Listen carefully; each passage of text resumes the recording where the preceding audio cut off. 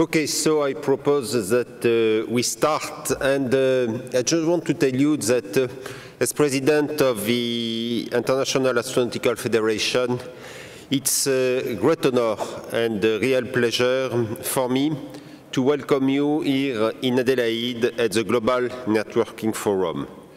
The GNF was created in 2012, 5 years ago, by the IAF in line with our motto, connecting all space people.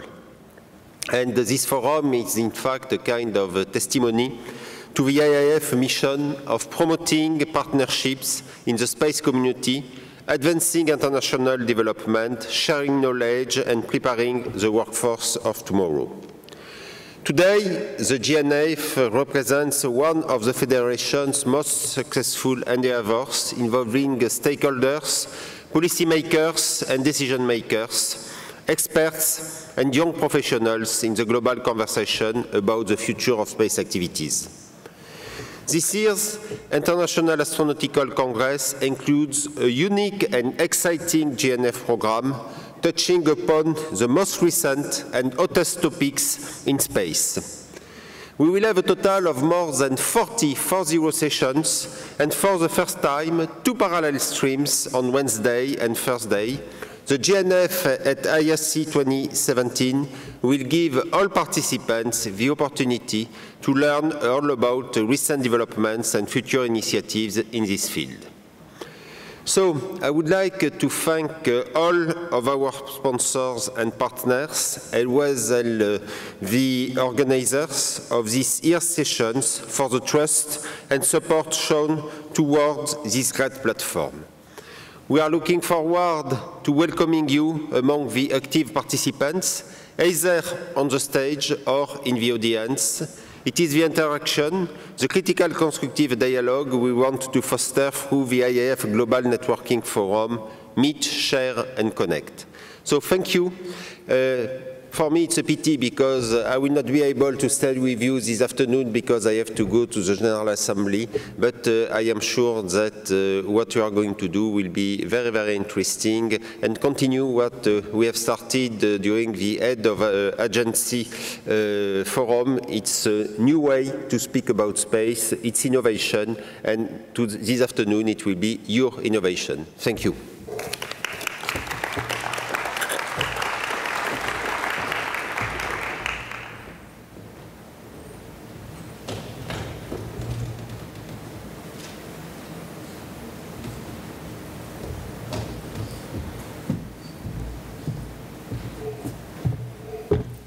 Good afternoon, everyone. Unfortunately, the head of agencies took the time, as usual, and everybody are a bit tired and a bit hungry and a bit thirsty, and they were out, and I'm just pulling time until some more people will drop back in. My name is Meir Moalem. I'm the Managing Director and CEO of Sky and Space Global. By the show of hands, how many people in the room have heard about Sky and Space Global? Not enough. Well, it's a good thing that we're here. I'm not objective, but this is probably the most exciting story of a space company in the last year. From absolute zero to fully working 3 satellites in space, demonstrating innovative and disruptive technology of telecommunication services using nano-satellites less than 3.2 kilograms in mass, and all of that in 18 months. This is without precedent. So I'm going to talk a bit about that and tell you the Sky and Space Global story. And let us start with a short movie, which some of you may have seen, which will give you a bit of an insight on what we're trying to do. If you can please dim the lights a bit and make sure that the sound is working.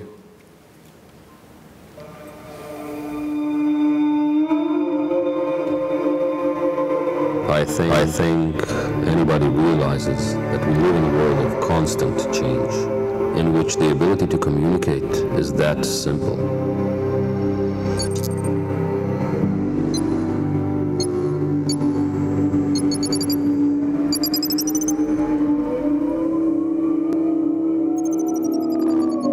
And it's clear to see today that around the world the availability of communication is what affects the magnitude of change.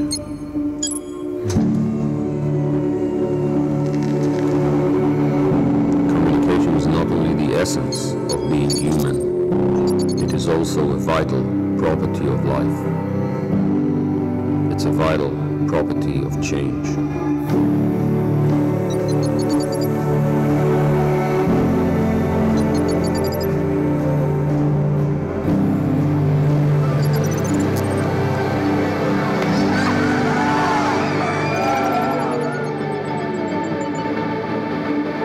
Communication affects and enables every detail in our daily lives.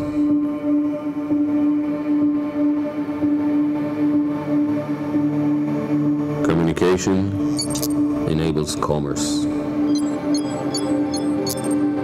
Commerce enables prosperity.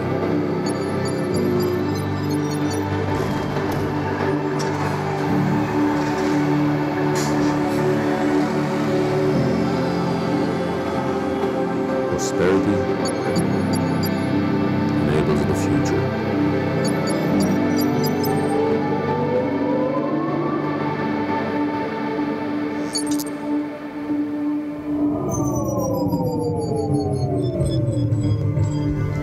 By 2020, we will begin to provide affordable voice, data, and instant messaging services to anyone, anywhere, anytime.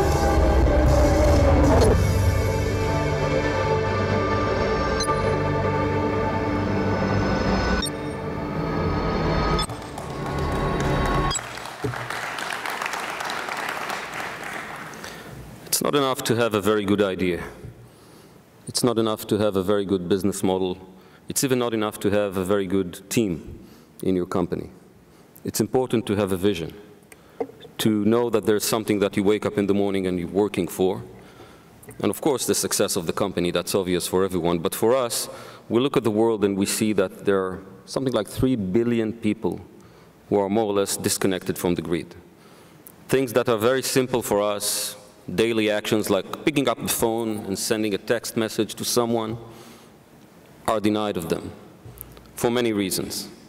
We look at these people and we believe we can provide them with the opportunity to have affordable communication services and help them.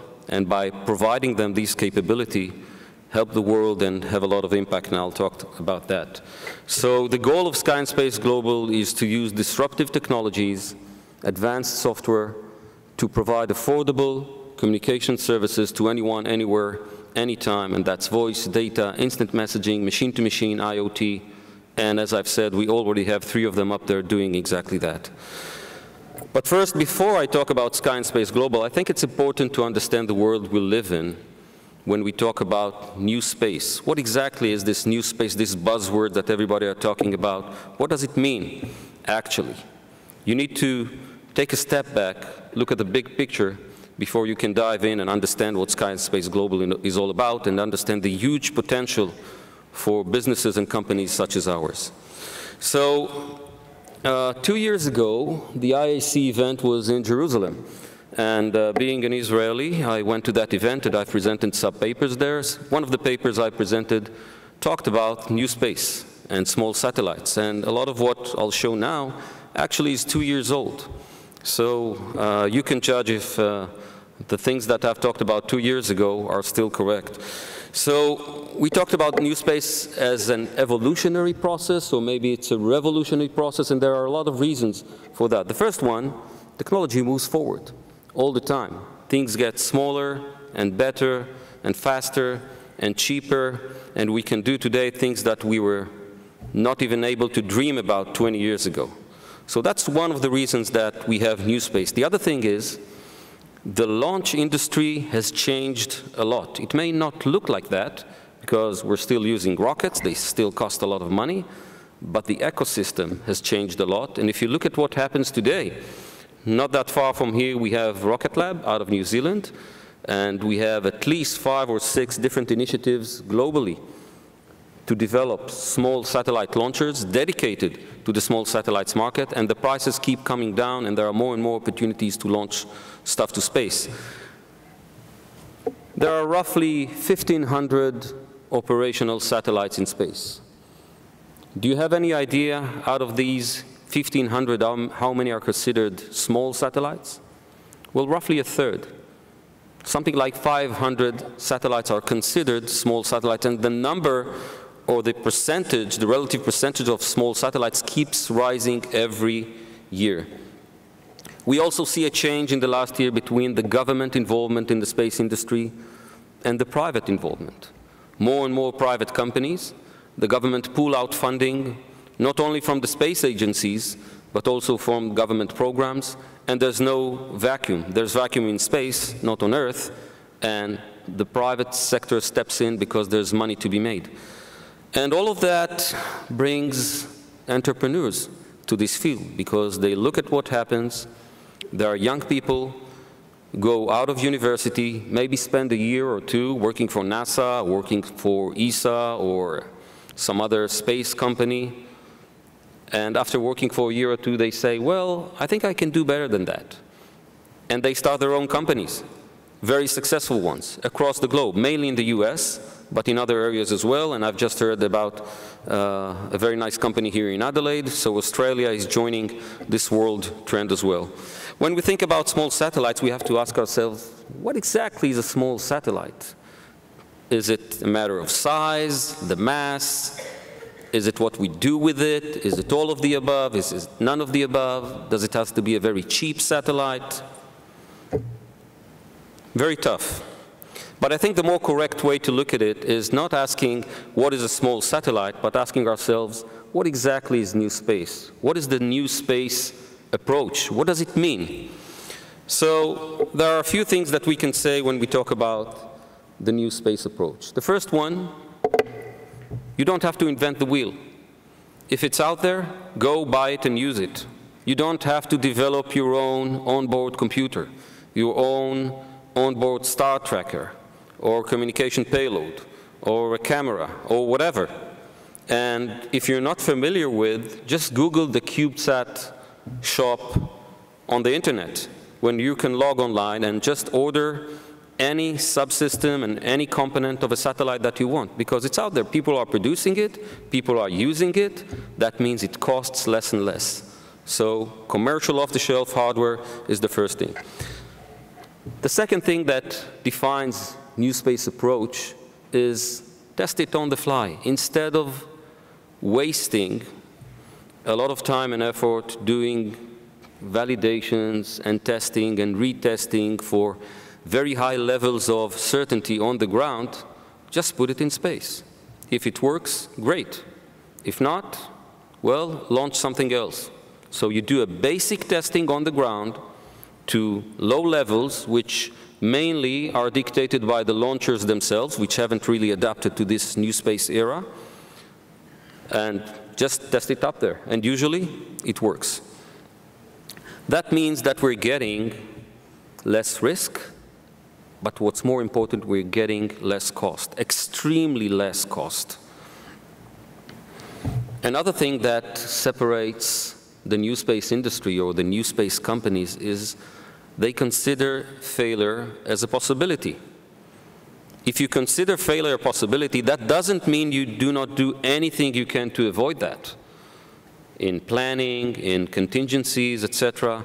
But you accept the possibility that due to the fact you haven't tested everything, due to the fact that you're using commercial off-the-shelf technology, which may not be fully adapted to you, it could fail. So what? Redesign, retest, send it to space, it will work. That's the mentality or the way of thinking. Now this is important. I'm getting this a lot when I talk to people when they say, Sky and Space Global builds nano-satellites, so they probably live for a few years. That's not good. They should stay for a lot more than that. Can we please raise the lights a bit in the auditorium? And may I ask you, please, by the raise of hands, how many people sitting here own a mobile phone? Will you please raise your hands? All of you, thank you. Put them down. How many have a mobile phone who's 10 years old? 5 years old? One over there. 3 years old? 2 years old? 1 year old? Now you understand why a short lifetime is an advantage. Why did you replace your phone just a year ago? It was fully working. It had a camera, you can do phone calls, you can text, but there's a newer model, better camera, better technologies, it's faster, it has a larger screen, I want that. iPhone X just went out, I want to get that. What's wrong with my iPhone 7? Nothing. The X is better. So if you have a satellite that is not designed to work for 15 years and doesn't cost $150 million, then you can replace it 2, 3, 4 years after you launched it at a fraction of the cost. And you will get a much better satellite because you will have better solar panels, better payload, better electronics, everything will improve. So actually, it's not a downside, it's an advantage of your system. Put all of that with out-of-the-box thinking, creativity, entrepreneurship, and you're getting what we call new space in a nutshell. There are many driving forces for that change. In everything that is presented on that screen, you can understand by yourselves how far have we advanced in the last years. Smaller and smaller payloads. Planet are doing with a 2-kilogram satellite, give or take, remote sensing of the Earth, which was done just a few years ago with satellites which are 100 or 150 or 250 kilograms in mass. And they're using a commercial, almost commercial payload. And you can do it today because technology has moved forward, sensors have improved, miniaturization, propulsion. We have propulsion systems for nanosatellites which are less than 300 grams in size. And you can use them in order to control your nanosatellite in space. These are things that we couldn't even imagine 15 or 20 years ago. But they are a reality today. You can get them online, as I've said. And put it together with everything else, and the maturity is very important as well. Another question we get asked a lot, is there a business future in that? Or is it just toys for boys, these nanosatellites? Give them to students, they can play around with them.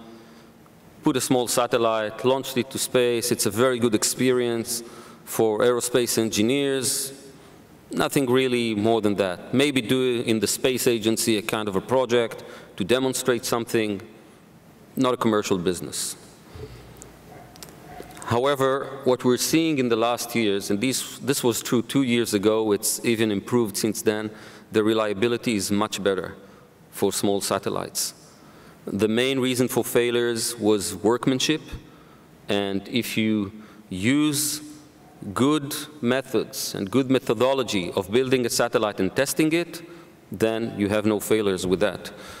We see professional industries emerge. One of our partners, GomSpace, who builds our satellites, is a professional company building nanosatellites. It's a listed company, by the way. I'll talk about them a bit more.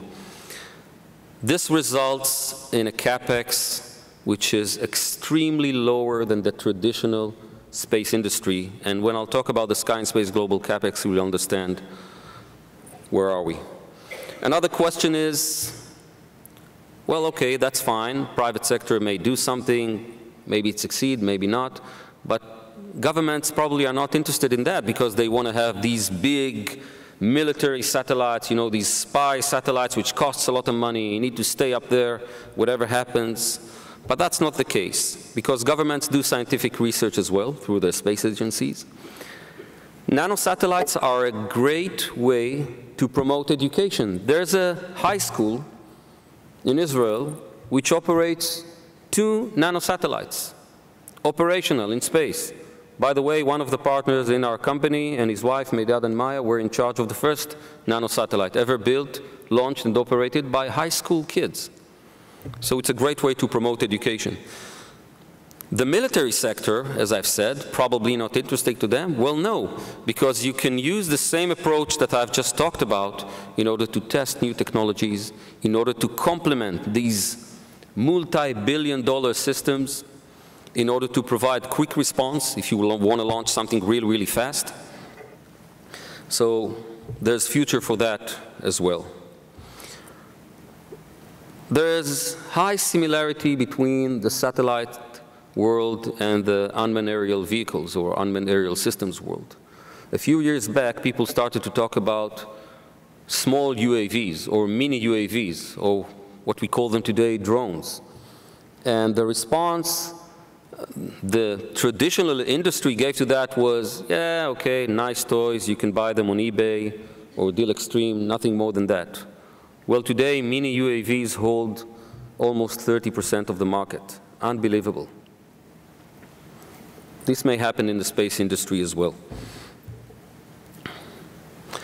Now that I've talked a bit about what exactly is the new space, well, in a nutshell, of course, we could talk about that for hours. Let's use Sky and Space Global as a test case for that. I'll tell you a bit about our company, and I'll try to focus on the points I've mentioned and tell you a bit of how did we confront these issues and what kind of solutions did we try to find to all of them. Now, I have to warn you, like in every story, in this story, the facts are actually true. The characters are the real characters, and this is actually happening, and it's happening very, very fast and in a rapid pace, as I've said. Just some quick facts about the company, if you haven't heard about us before. The company was incorporated less than 2 years ago in the UK.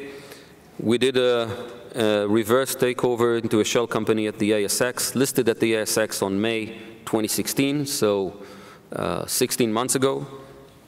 The core business, as I've said, to provide affordable communication services. And we have 3 working satellites in sun-synchronous orbit, launched exactly 3 months ago.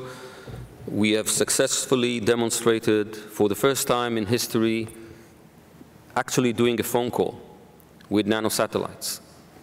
With your smartphone connected to a small hotspot, connected to these satellites 500 kilometers above our heads, and doing a phone call and sending a text message and sending an image, sending a voice recording.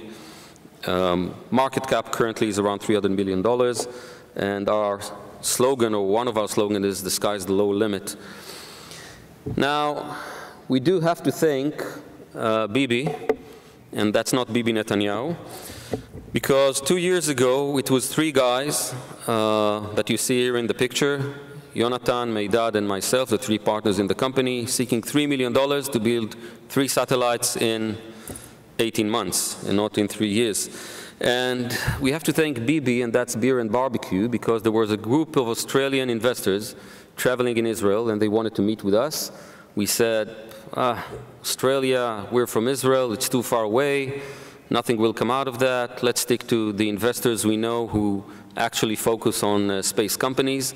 By then they said, come and eat some barbecue and drink some beers, and we said, okay, right, let's do that. And a few months later, we found ourselves doing a listing at the ASX, which we knew nothing about. Now, that was a real dilemma for us, because usually the course of things is you start a company, you get some seed funding into it, you start to develop your technology, round A, develop a bit more the technology, round B, launch a few satellites, and then 5 years down the road, you go to the market, and if you're very successful, you do an IPO.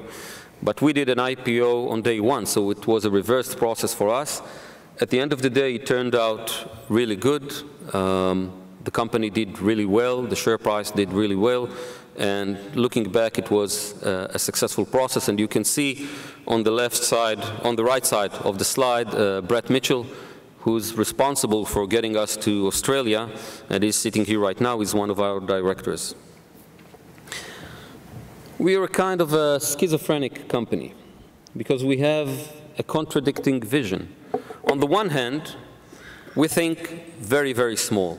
We think nano-satellites small. How small? About this size. Our first 3 satellites, called the 3 diamonds, are 30 centimeters by 10 by 10. So kind of a half a shoebox, give or take. We think very small on the CapEx.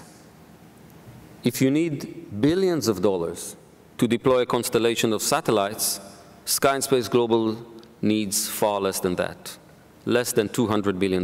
Actually, $150 million, that's all it takes to deploy a full constellation and provide the services we talk about. And we think very low about the risk. Because we're using nano-satellites, and because we have a very good approach of doing things, the risk is actually very, very low. And fortunately, I can say that our satellites have performed and are performing as expected, as tested on the ground. So we're very happy about that. On the other hand, we're thinking very, very, very big. Just consider the impact on society in regions of the world where there's no communication whatsoever, where suddenly you have the means to communicate. What will it do to education, to healthcare, to governance, to the financial ecosystem? Everything improves if you have communication. Everything improves, your daily lives change. We think very big about the connectivity. We will have a system of 200, give or take, satellites communicating with each other, connected, each and every one to the entire system, managed autonomously in space. This has never been done before. We're doing that autonomously, without any ground station, cutting down the cost, connecting millions of people around the world. And if you mistook my first slide about the values of the company and thought that we're a charity organization, no, we're a listed company, we're a commercial business, and our goal is to generate very high revenues for our shareholders. This is where we're going to deploy our constellation. We will cover the equatorial region, anywhere between 15 degrees north and south. And the reason we're going for the equatorial region is because that's where the market is. I mean, if you're in Adelaide and you will have the choice of using Optus or using Sky and Space Global, you don't need Sky and Space Global because you have your very nice coverage. But if you were in Africa or South America or Southeast Asia and you travel out of the city for a bit, nothing is there. As I've said, something like 3 billion people, out of them 750 million people are without any connectivity whatsoever. Their only choice is buy a satellite phone for $1,500 and pay $1 a minute if they want to call someone. And that's highly unlikely with the income that they're getting. We call this our 2020 vision, and let's see if it will work, or will it go? Okay. Can you click on the movie itself up there in the control room? And I'll talk if it tries to start the movie. Okay, great. So what you see here is a simulation and a satellite toolkit or systems toolkit simulation of our constellation. So you see 200 nanosatellites in 5 different orbital planes circling the equatorial region, providing 24/7 service. Now, this is our 2020 vision because this will be a reality in less than 3 years from now. By 2020, we will have the full constellation up and running. We will start launching it by the end of 2018, ramping it up 2019 and 2020, full coverage to provide, as I've said, voice, data, instant messaging, machine-to-machine IoT, all of that. I won't talk about that in length, just let you look at it for a bit. We use communication services all the time. It's almost transparent to us. Almost everything we're doing requires some sort of transferring data from one place to another. So when you bring these kind of capabilities to an area where there was nothing, or there was something but was very, very expensive, everybody can use it. It's the sky is the limit, as I say, or the lower limit. So I've talked about new space, using COTS, reducing risk, testing on the fly, accepting risks where they are manageable, where you can control them and mitigate them. Using this method of new space thinking, having an exceptional team with a lot of experience, know-how, and understanding enabled us in a very short period of time to what we did. Signing a launch contract on day one, where the uncertainties were really high, but we were convinced that we will deliver the satellites on time, and we did. Signing agreements with customers, where actually the customers came to us. We were planning to launch 3 satellites to demonstrate the technology, prove that it works, and then go and get the funding for the constellation. But the customers came to us and said, oh, you're launching satellites, what can they do? We said, well, they can do this, they can do that. They said, can we buy the services from you? We said, sure, why not? So we have already agreements with customers. Sure, they cannot do a phone call with these 3 satellites because then you would have to plan ahead to do a phone call at a specific time of day. But we can provide them with machine-to-machine capabilities, IoT, data transfer from one place to another.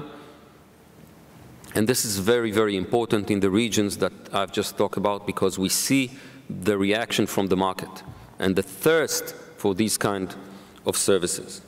Now, this is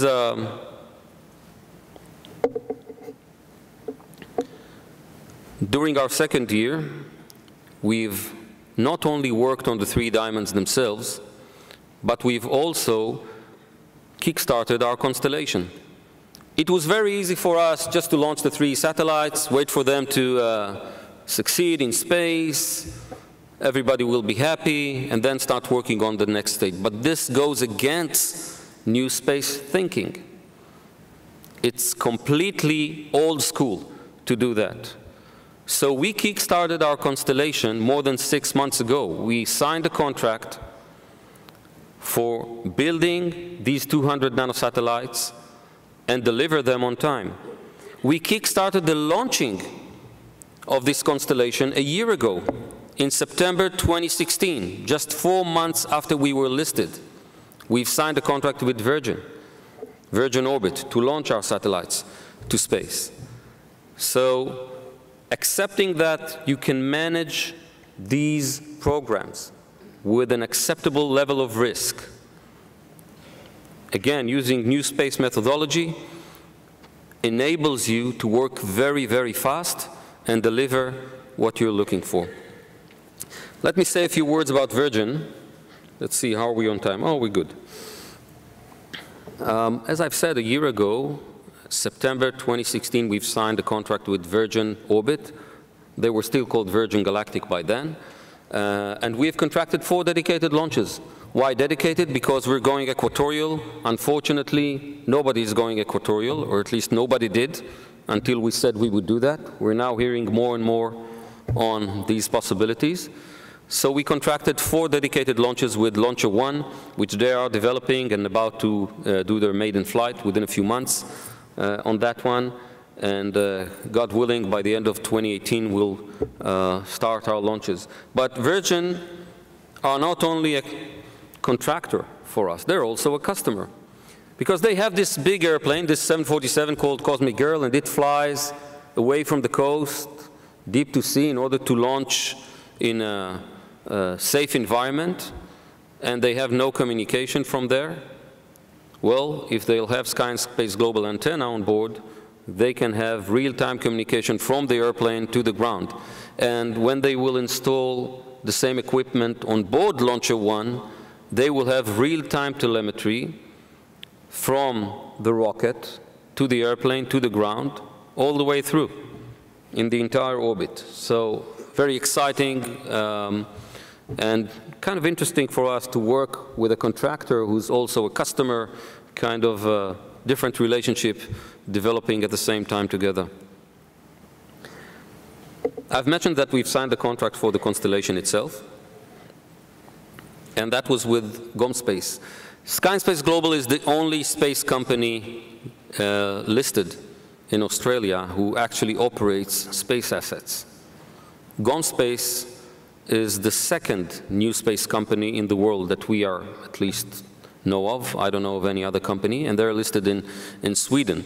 And the partnership between Sky and Space Global and GomSpace is also something interesting, because at the same way that we have to develop our company and our business going from nothing to 3 satellites to a constellation of 200, so that GomSpace has to evolve from a company who built small number of nanosatellites to universities, space agencies, to build satellites for commercial entities, and to develop a production line that would be able to accommodate our requirements and other companies' requirements as well. So there's a mutual benefit and joint interest between these two companies working together. We are on a really fast schedule. It's really challenging. It's really difficult. But if you want to be first to the market, first with the technology, have the advantage, keep on moving forward, there's no other way of doing that. And it is possible. Again, if you manage it correctly, if you give up on things that you can give up, if you take an acceptable risk where you can take an acceptable risk, it is possible. And we are currently on schedule. We've just had our preliminary design review. The satellites will be ready on time. And by the end of 2018, we will have our first batch ready, and we will launch it to space, and we will have the full constellation up and running by 2020 to provide the revenues for the company itself. By the way, if you look at what happened to GomSpace in the last 2 years, it's very interesting, and there are, as I've said, similarities between what happened to the two companies. It's, we hear a lot about constellations these days. OneWeb, SpaceX talked about thousands of satellites. Other companies as well are talking about deploying hundreds or thousands of satellites.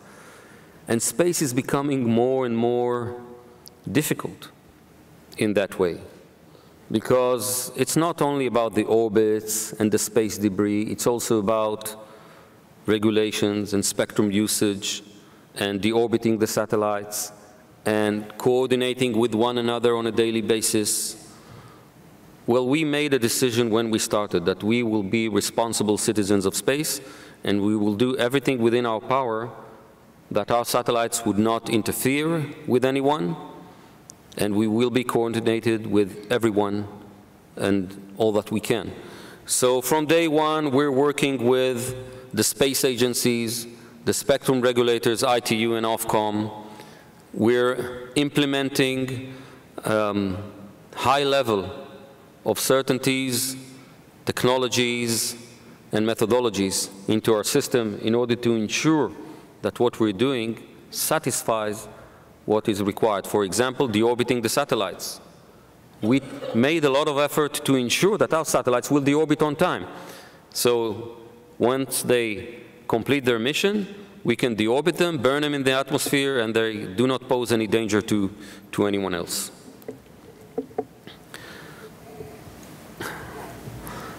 This was the pinnacle of our work. Just 3 weeks ago, on September 5th, we have announced that we have made the world's first phone call using nano-satellites. It's really big, really big. It not only means that we've de-risked completely our technology, we've proven it works, now we need just to scale it up. It's much more than that. It was something which was almost unbelievable 3 years ago, unimaginable, that with nano-satellites, again, 30 centimeters in size, you can actually do a phone call. But it happened. Not only did we do a phone call, we've sent images, we've sent voice recordings.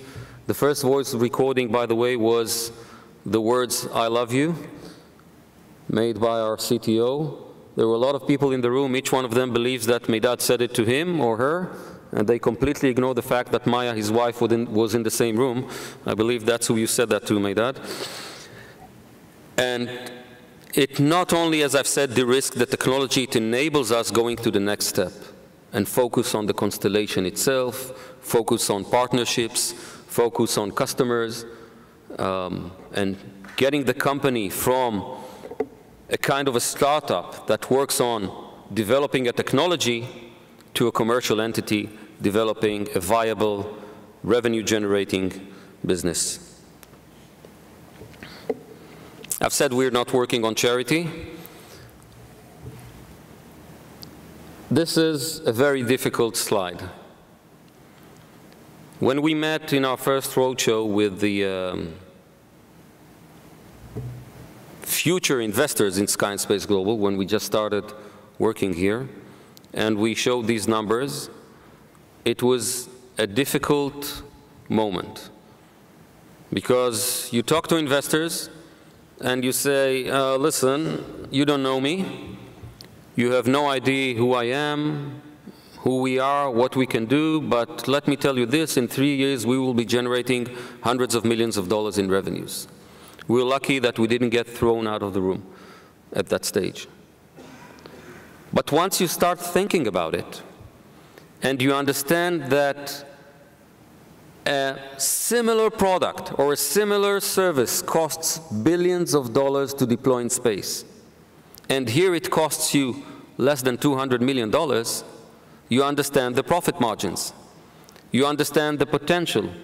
And if you think that there are 3 billion potential customers, excluding governments, corporates, machine-to-machine services, IoT services, which is an exponentially growing market, then you understand the potential for revenues in this kind of business. Now, we are the only nano-satellite operators who have developed communication services. There are companies who are doing remote sensing, AIS, things like that, ADS-B, air traffic control. Nobody's providing communication services. There are initiatives to provide M2M or IoT services.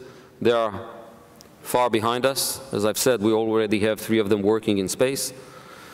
And remember when I talked about the changes in technology? Well, guess what? Sky and Space Global plans to deorbit fully working, fully operational satellites. Why? Because we can replace them. Because the cost of building a new satellite with better capabilities, better payload, better capacity is extremely low.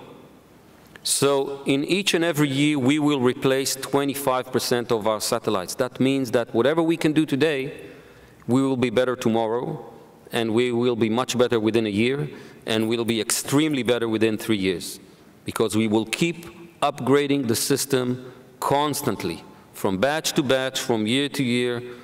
Technology will improve, we will utilize the improved technologies. Now, just to give you an example of the revenues that we're talking about, and although I'm talking about Sky and Space Global, this is true for other new space companies as well, if you consider the economics of scale. As I've said, if you want to use a satellite phone, you will pay $1, $2 per minute. The average cost for satellite phone users is around $60, $70 per month. Let's say we will provide the same service for $10 a month, just as an example. Now consider, I've said 3 billion customers. What would be a reasonable figure? 1%? That's 30 million. Okay, 30 million, that's a lot. 10 million, 5, let's say 1 million customers. That's $120 million in revenues per year. So the numbers, if you look at them and you understand the economics of scale and you understand the difference in capex between new space companies and traditional space companies, the magnitude is unbelievable.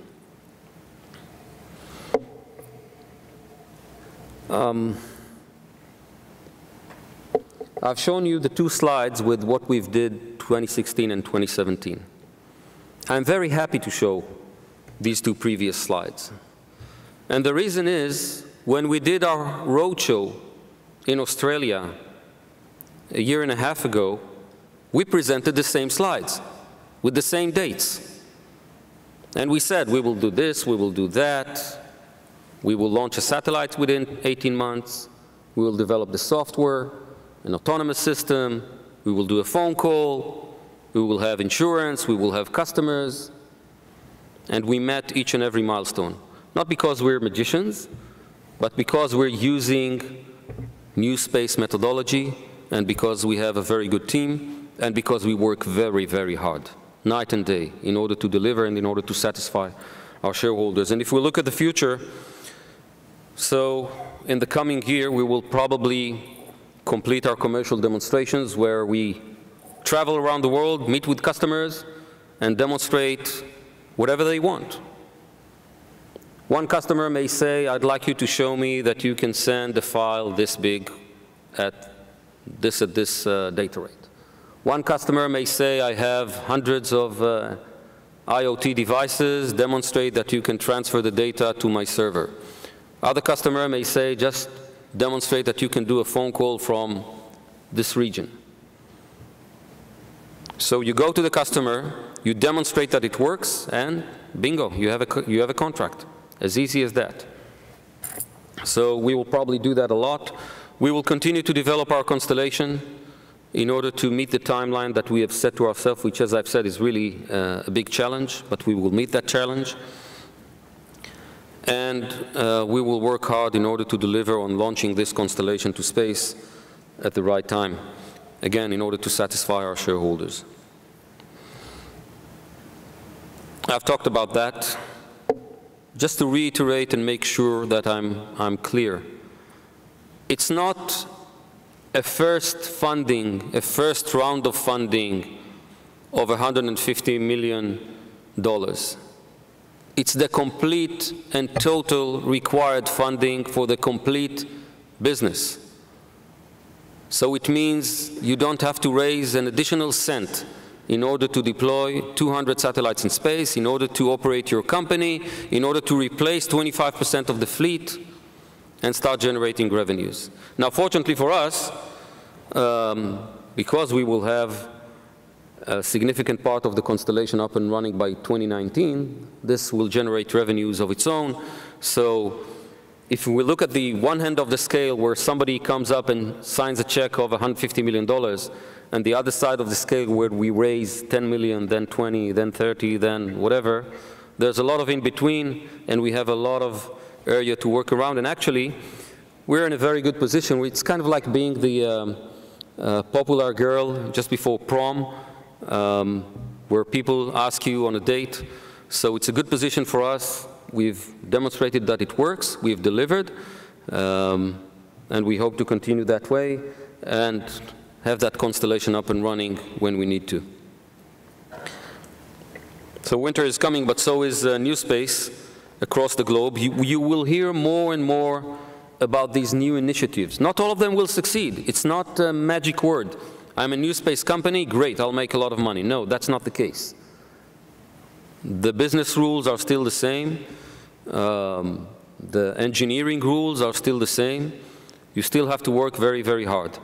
But we will see more and more initiatives, and actually I hope that the declaration today about the Australian Space Agency will accelerate and will help build up a lot of initiatives here in Australia as well as other places in the globe, to push young people forward with new ideas, to develop the business, to develop the economy, to develop the industry.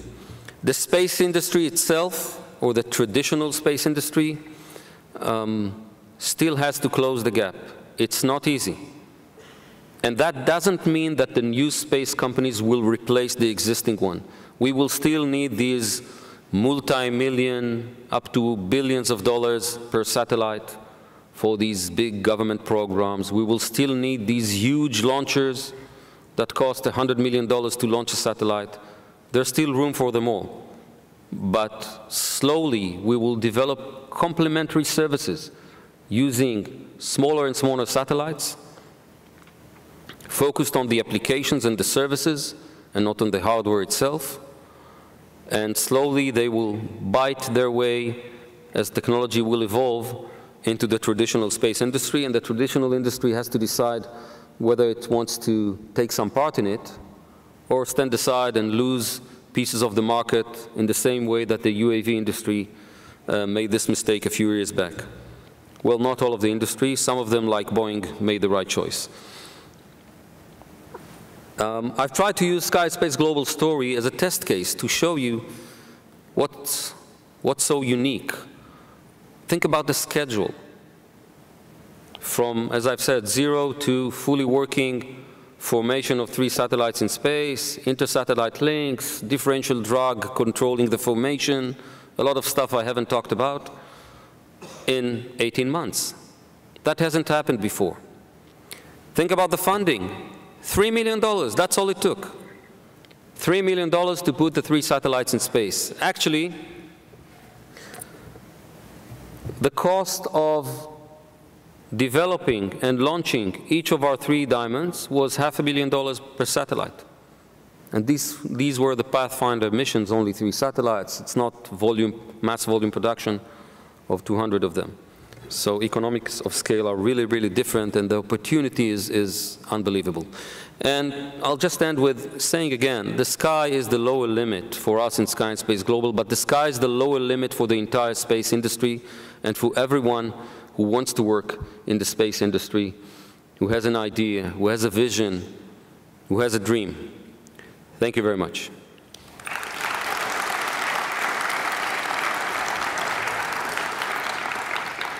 We have a few more minutes, and I'll be happy to take some questions from the audience. Yes, please.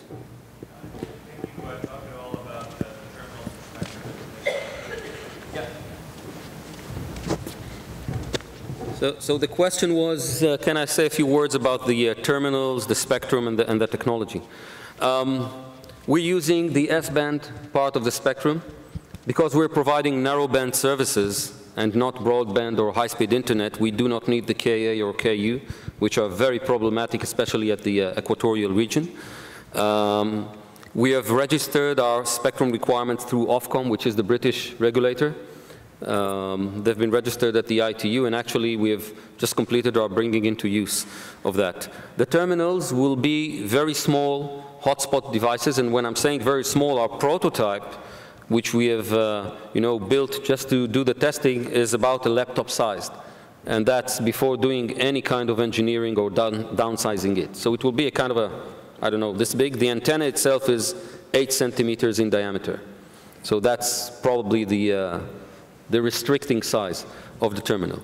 These terminals will act as hotspots, so you would be able to use your existing phone and connect to the hotspot through Wi-Fi or Bluetooth or whatever, and the hotspot will be connected to our system. And all you have to do is put the antenna in sky viewing position.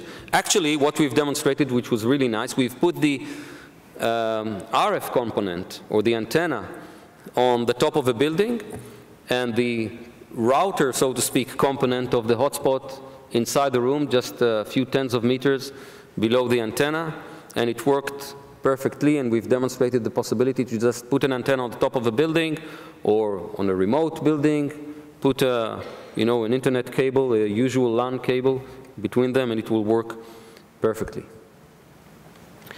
When we say affordable, by the way, we're not talking about just the satellites or the launch. It's affordable across the complete supply chain of the product. That means that the hotspots that I've talked about will have to be at an extremely low cost. Otherwise, the people living in the areas I've talked about, Africa, South America, Southeast Asia, won't be able to afford them.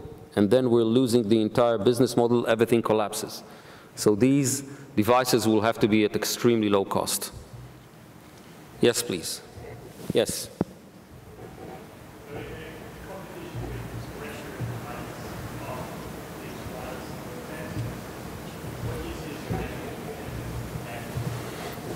Yeah, the question was the competition with terrestrial networks. Well, I'm sorry to say that there is no future plans for deploying any terrestrial networks in the areas that we are approaching, at least in the foreseen future. These are vast territories. The cost of deploying infrastructures is very high. The cost of maintaining the infrastructure is very high. And these are considered areas with low possible revenues that will justify this expense by the telco providers or the cellular operators in this area. There's a reason why these areas have not been developed. But there are people, a lot of people, living and working in these areas. There's a lot of demand, as I've said, for the different kind of services that we can provide. So we're not afraid of the terrestrial competition. Now, you've talked about broadband and internet. We're not in that field. OneWeb are in that field. OneWeb plans to provide internet connectivity, not us. The people that we approach as I've said, live in areas where they cannot make a phone call. They couldn't care less about House of Cards on Netflix or posting on Facebook or Instagram. They just want to make a phone call. They want to send a text message in order to transfer money from one place to another, which is, by the way, more than 70% of the usage of mobile phones in Africa, just financial transactions. So it's difficult for us to understand the ecosystem in these areas, because we think of ourselves, well, look what happened today here in the exhibition. How many people had good service with the Wi-Fi here at the exhibition? You know, they have a free Wi-Fi service. It completely crashed today. It worked at about 1 megabit per second, and I went around and everybody were complaining, oh, it's so slow, it's so slow. 1 megabit per second. We're talking about areas where they have 0 megabit per second. So we're not concerned by that. Yes, please. On the back there? Question from my side. Yes. The first one is, can you tell us a little bit more about the satellites themselves, which size, etc. Second is about the customers. You talked about 750 million potential customers. 3 billion. 3 billion, which means that you target the B2C market. And from my perspective, it raises the question on how do you access those customers? The channel. Yes. Now I have to remember what was your first question. Yeah, I'm joking. Well, today at 5:30, I invite you all to come to our booth number 16, where we will have a cosmic beer event, beer and wine and some snacks, and we will talk about our future. And then I would be able to answer your question. You have to have some patience. I can talk about the satellites we'll have today, the 3 diamonds up in space. They're 3U nano-satellites, 3.1 kilogram in mass, 30 centimeters by 10 by 10. They have an S-band payload, which can and has successfully worked in providing the possibility to make a phone call. The future constellation will be quite different. These were technology demonstrators and not a commercial constellation of satellites. And I urge you to be at our event. You'll like what you see. We're not a B2C company. We're a B2B. It's a wholesale model, so we're not trying to approach the actual person holding the phone. Our model is to sell the service, the capabilities to the telecommunication operators, to the large corporates. And if you look at the customers that we have already, telecommunication operators in Africa, in South America, financial transaction application operator in Africa, and others as well. So we sign agreements with existing operators who already have their customer base, and they're looking to expand their customer. I'll give you an example. We're talking with companies who provide machine-to-machine services, mostly based on cellular networks. So you have a SIM, you put it in your M2M or IoT device, and you're getting data into your server, and you can do big data management and asset tracking, et cetera, et cetera. So the companies who provide these kind of services are getting questions from customers. Can you provide me with a satellite solution? Because my infrastructure sits in areas where there's no coverage of the cellular networks. They say, well, yeah, we can provide you. It will be through the existing operators. Choose whoever you want, Inmarsat, Iridium, Orbcom, Globalstar, whatever, but it will cost you. And when they hear the prices, they say, oh, no, no, no, no. That's too costly for us. So these customers come to us and say, can you provide the same kind of services, IoT and M2M, at affordable prices? Yes, they will be more expensive from the cellular network, for sure, but they will be much more competitive than the existing satellite operators. And there's a huge demand for these kind of services and these kind of possibilities. So to sum it up, it's a B2B and not a B2C. By the way, it relates to the previous questions about spectrum and usage of frequency, because when we work with the telecommunication operators, we actually avoid all of the required coordination and the landing rights, et cetera, and people who are in the telecommunication industry know what I'm talking about. That's a real issue.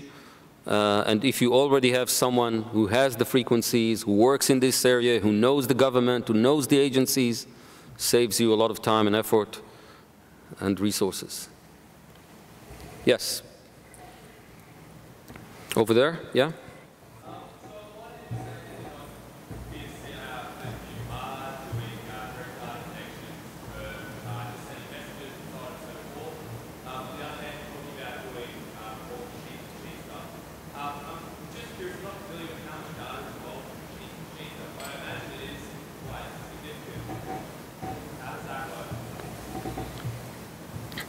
Well, for the first part of your question, working as a B2B also provides us with the possibility to connect the end users themselves. Just consider the telecommunication operator who sells telecommunication services and sells connectivity. When you're using your phone, you don't really care what does it connect to, right? You don't really care where's the nearest antenna, what network are you on. As long as it's working, you click send and it works, that's fine. So in the same way, a telecommunication provider can offer different kinds of services, and also the Sky and Space global one, where there's no cellular connectivity. Now, with regards to the question about the data rates, actually machine-to-machine and IoT are almost nothing. Almost nothing. These are very, very low data rates, very low volumes of data. It's a kind of, you know, let's say you have, I don't know, an oil pipe or something similar, and you have every kilometer a device which measures the flow and the temperature and stuff like that, and it needs to send some kind of data package every hour or half an hour or 24 hours or whatever. It's a very small volume of data. So it's actually not challenging at all. Consider the fact that we are doing phone calls. Now, phone calls are extremely more challenging. First of all, it's in real time. If I'm talking to you, I want to hear what you're saying, you want to hear what I'm saying, and not, you know, having this kind of calls we had on international lines 20, 30 years ago, where I would say hello, and 10 seconds later you would hear me. It would be impossible to call. So real time, real challenge. In machine to machine, who cares if it goes through in a second or 10 seconds or 20 seconds? It's not challenging at all. The second thing is the quality of service. If I'm sending you some data from my device to your device, it may take a second, it may take 10 seconds, depending on the actual data rate. But if we're having a phone call, there's a certain limit that we cannot go down from. Otherwise, the quality of the call will be impossible. So we have demonstrated the capability of doing a phone call. Everything else is not much of a challenge. This is, by the way, the reason why you hear about at least 5 initiatives that we are aware of deploying constellations, larger or smaller in number of satellites, for IoT and machine-to-machine. Why? Because it's easy. Phone calls, that's tough. Yes, please. Yes, the lady at the second row.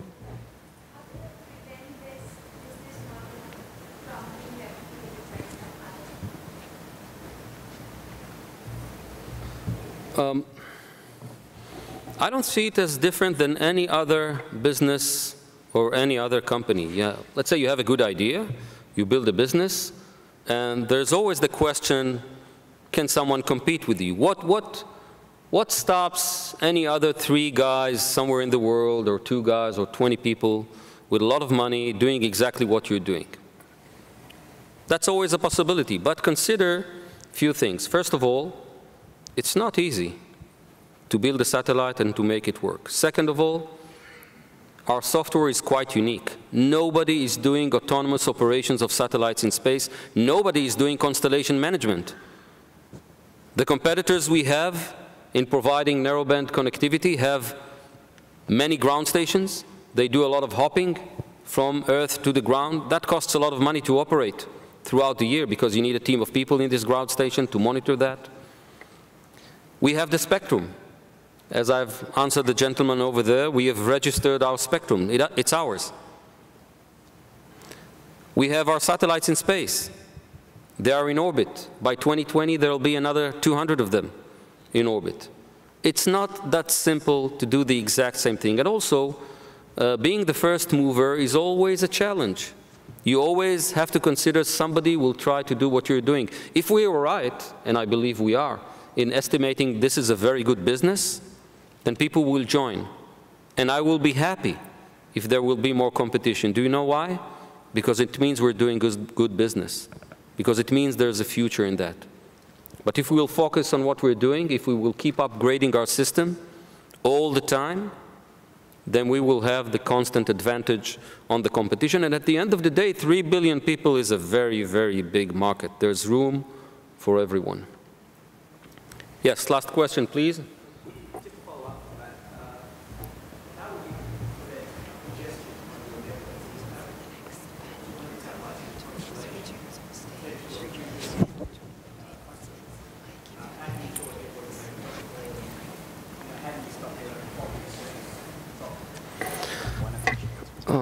Well, first of all, if we do get to a point where we have 3 billion customers, our shareholders will be extremely delighted and happy and wouldn't have to work another day, they and their grandchildren. So we do not expect to get all of the market. I gave the example of 1 million customers, $120 million in revenues per year. This is something that we're thinking of and dealing with, and that's why we're developing very sophisticated and unique software and network control, network management software. It's not that different than the way your existing cellular provider is working. And at the end of the day, when all of the people here at the exhibition will try to make a phone call, some of us will not succeed. But how many times on an average day do you get 3, 4, 10,000 people in the same place trying to make a phone call at the same time? So if you average that and you consider that it's a global constellation, when it's morning in Southeast Asia, it's still night in Africa, it's late evening in South America. So if you take all of that into consideration, it's not such a big issue. Or let me put it this way. When it will be an issue, we will be very, very happy. One really last question. Yes, over there. Interesting applications, among them very sensitive ones. Think about financial transaction and so the question concerns security. How do you guarantee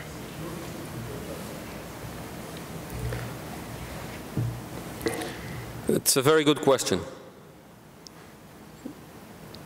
Since we're a listed company, I cannot fully answer that question at the moment. I would say that this is something that we are working on. We understand the sensitivity and the importance of security and cybersecurity. But at the end of the day, it's not that different than any other communication network. What's the security protocol for Optus? Do you know? When you're calling your wife, do you know who's listening, who's not listening? Not really. But you're not concerned by that.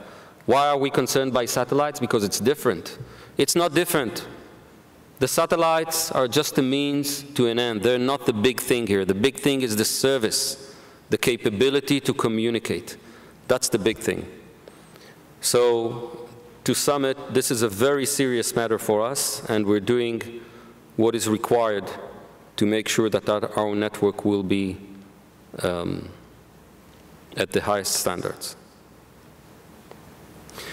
I thank you very much for taking the time and listening to me blabbing about Sky and Space Global and sharing our vision and our story. I would like to really invite you all to come and join us today at 5:30 at our exhibition area at booth number 16, or anytime other during the day. Drop by, take a pin, take a hat, ask us questions. We have a large team here. The partners are here, Meidad and Jonathan. The executives are here, the directors are here. Feel free to come by and ask any question you want. And just remember, the sky are indeed the lower limit. Thank you very much for your time.